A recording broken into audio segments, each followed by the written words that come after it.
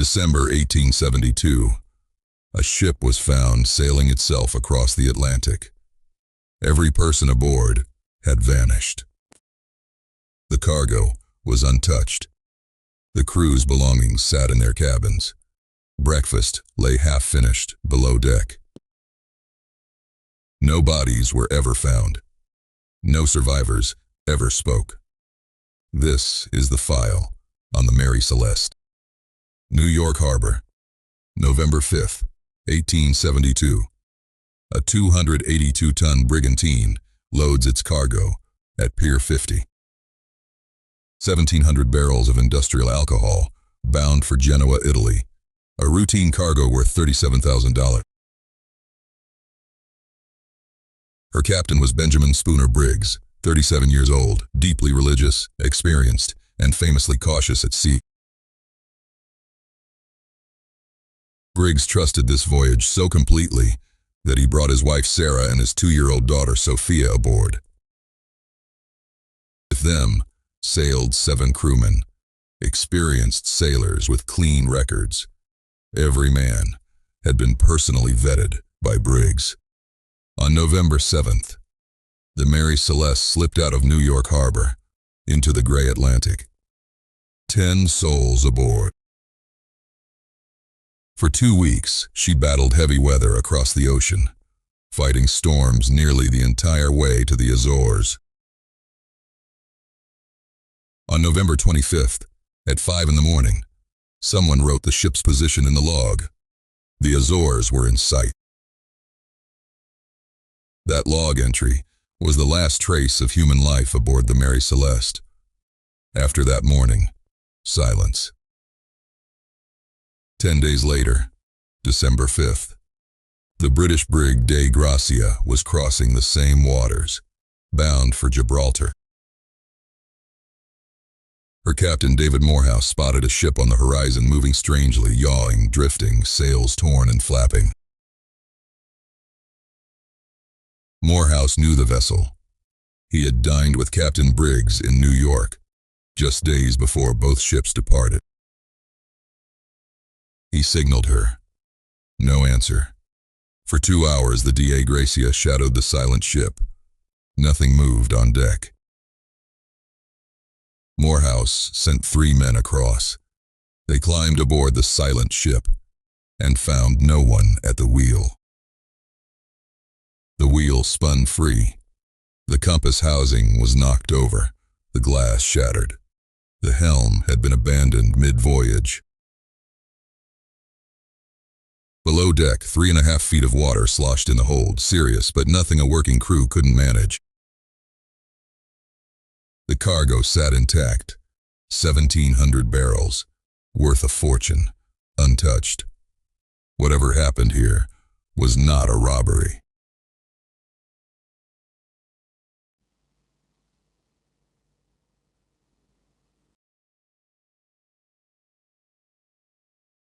The crew's sea chests were full. Their oilskin boots stood in rows. Their pipes and tobacco lay where they left them. 6 months of food and fresh water sat in the stores. Whoever left this ship abandoned everything that could keep them alive. 2 things were missing: the ship's chronometer and sextant, the tools of navigation, and 1 small yawl boat.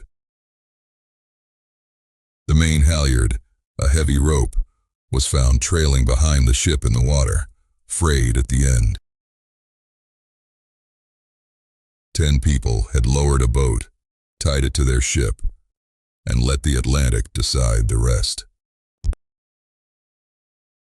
The last log entry placed her near the Azores.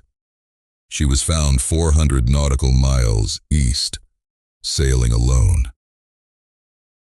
For 10 days, with no hand on her wheel, the Mary Celeste had steered herself toward Gibraltar. Morehouse's men sailed the ghost ship to Gibraltar to claim salvage rights. The reward should have been routine. Instead, they sailed into an interrogation. The Attorney General of Gibraltar, Frederick Solly Flood, smelled murder. Flood found stains on the deck and a sword beneath the captain's bed. He declared them evidence of slaughter. Scientific analysis destroyed his theory. The stains were not blood. The sword was rusted, decorative, and clean. Flood then accused the Dei Gratia's crew of piracy, of murdering Briggs and his family for the salvage money. But the timeline made it impossible. The court found no evidence of foul play against any living man. The salvors were paid a fraction of the ship's value, and the court closed the file without an answer. If no one attacked the Mary Celeste, why did 10 people abandon a perfectly sound ship? Theory 1. Mutiny. Perhaps the crew murdered the Briggs family, then fled, but these men had spotless records. And mutineers do not abandon a fortune in cargo, leave their own belongings, and row into the open ocean. Theory 2. Pirates. But pirates take things. The cargo, the food, the valuables, all of it was still there. Theory 3. A waterspout, a tornado at sea. It could explain the water in the hold and the torn sails. A waterspout's pressure drop could have made the ship seem to be sinking fast when she was barely taking water.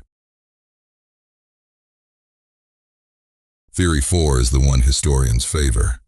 It begins with those 1,700 barrels of alcohol below deck. When the cargo was finally unloaded in Genoa, 9 barrels were empty. 9 barrels made of porous red oak. Alcohol fumes had been leaking into the sealed hold for weeks, building in the darkness under the crew's feet. Historians believe the hold may have vented violently, a rush of fumes, perhaps a flash, like a bomb about to ignite.